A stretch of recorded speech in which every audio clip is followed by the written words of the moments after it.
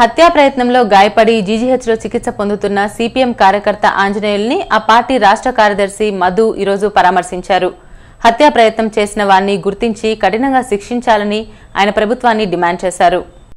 పేదలకు నివాసాలు కల్పించడంలో ప్రభుత్వం విఫలమైందని సిపిఎం రాష్ట్ర కార్యదర్శి మధు ఆరోపించారు.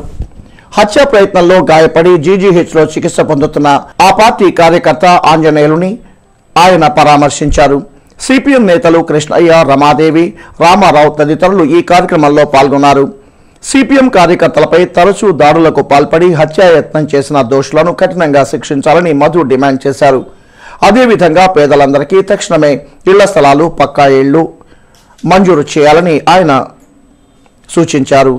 కంప్లైంట్ ఇచ్చినా కూడా మా భర్త యొక్క ప్రాణానికి ప్రమాదం ఉన్నది, రౌడీ షెట్టర్లు కాలనీలో ఉన్నటువంటి కొద్దిమంది చంపడానికి ప్రయత్నం చేస్తున్నారని చెప్పినా కూడా సిఐ పూర్తిగా నిర్లక్ష్యం చేసి అవతల పక్షాన్ని బలపరిచాడు.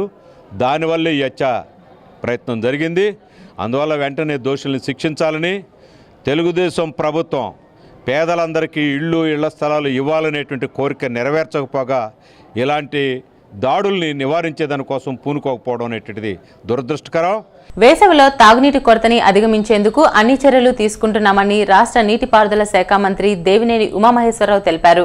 ఇందుకోసం కృష్ణా డెల్టా, నాగార్జున సాగర్ నుండి 8 టీఎంసీల నీటిని విడుదల చేసి మంచినీటి చెరువులు నింపుతామని మంత్రి ప్రకటించారు.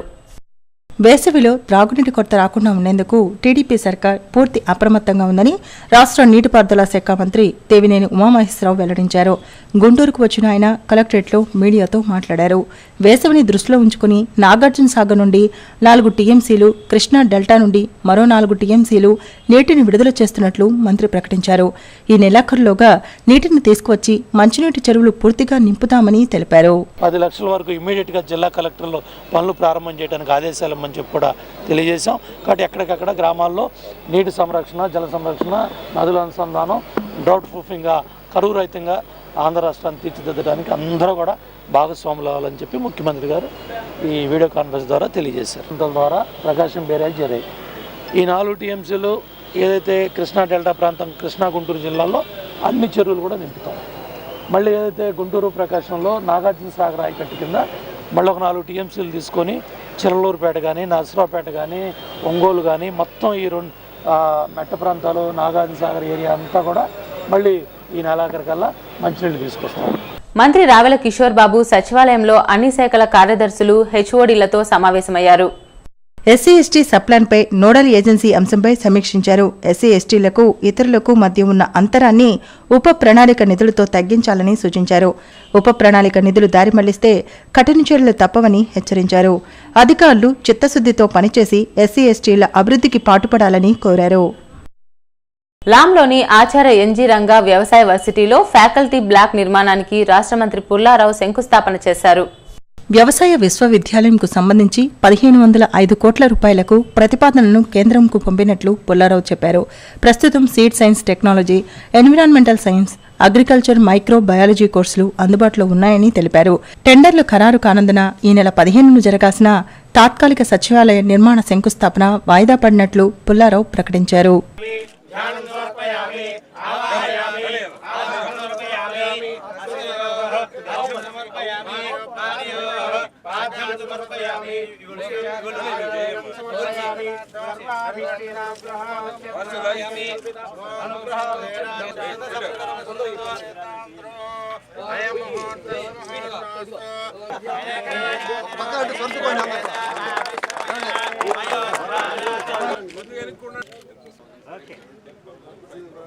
సియాచిన్లో సైనికుల ప్రాణత్యాగాలను స్మరిస్తూ ఈరోజు నగరంలో విద్యార్థులు మదర్ తెరిసా విగ్రహం వద్ద నివాళులర్పించారు.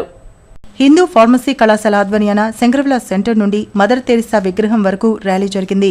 అనంతరం సియాచిన్ మంచుకొండ చర్యల్లో మృతి చెందిన 9 మంది సైనికులకు నివాళులర్పించారు. వారి ఆత్మకు శాంతి కలగాలని ఆకాంక్షించారు. అలాగే ప్రాణాలతో బయటపడ్డ లాన్స్ నాయక్ హనుమంతప్ప కోలుకోవాలని ప్రార్థించారు. మన దేశ సరిహద్దుల్లో విధులు నిర్వహిస్తూ 9 మంది ప్రాణాలు కోల్పోయారు. దాంట్లో ఒక అతను హనుమంత్ అనే అతను తీవ్రంగా అస్వస్థత పొందారు. అతను తిరిగి క్షేమంగా స్వస్థత పొందాలని మేమందరం కోరుకుంటూ హిందూ కాలేజ్ తరపు నుండి అమరావతి రోడ్ నుండి శంకర్ విలాస్ వరకు ర్యాలీ నిర్వహిస్తున్నాం. మున్సిపల్ వర్కర్లకు అన్యాయం చేసే జీవో నెంబర్ 279ని తక్షణమే ఉపసంహరించాలని AP municipal workers employees union demand చేసింది. ఈ మేరకు మున్సిపల్ ఆర్డీ కార్యాలయం వద్ద నిరసన వ్యక్తం చేశారు. పారిశుధ్య కార్మికుల పని భద్రతకు భంగం కలిగించేలా జీవో నెంబర్ 279 ఉందని సిఐటియు నేత ఆది నికల్సన్ అన్నారు.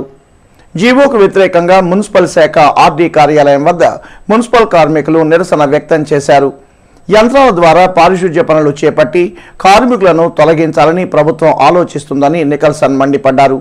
కార్మికులకు అన్యాయం జరిగితే ఉద్యమాన్ని ఉధృతం చేస్తామని హెచ్చరించారు. కాబట్టి మున్సిపల్ కార్మికులు విస్తీర్ణం పెరిగిన పనిభారం మోస్తూ మురిక్కుంటలు పెరిగినప్పటికీ ఆ పనిభారం మోస్తూ వారు తక్కువ జీతాలతో పనిచేస్తున్నారు. కానీ సిబ్బందిని పెంచకపోగా వీరికి జీవోపై పెనుభారమై ఉద్యోగాలు పోయే పరిస్థితి వస్తుంది. కాబట్టి ఈ జీవోను వెంటనే వెనక్కి కొట్టాలని సిటీ న్యూస్లో ఇప్పుడు ఒక షార్ట్ బ్రేక్.